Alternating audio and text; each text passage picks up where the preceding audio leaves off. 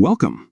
If you're looking to take more control over your privacy on Facebook, especially with the latest updates, you're in the right place.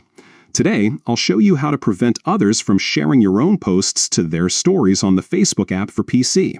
This is a great way to keep your content just a bit more private and make sure your posts stay where you want them. Let's get started. First, open the Facebook app on your PC.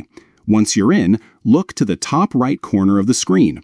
You'll see your account profile photo. Click on it. This will open up a menu with a few different options. From here, click on Settings and Privacy.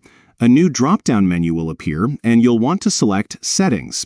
This will take you to the main settings page where you can control all sorts of things about your Facebook experience. Next, look for the section called Profile and Tagging. Click on it to enter the settings that manage who can interact with your profile and posts. This is where you'll find the option we're looking for. Now, scroll down until you see the setting Allow Others to Share Your Posts to Their Story.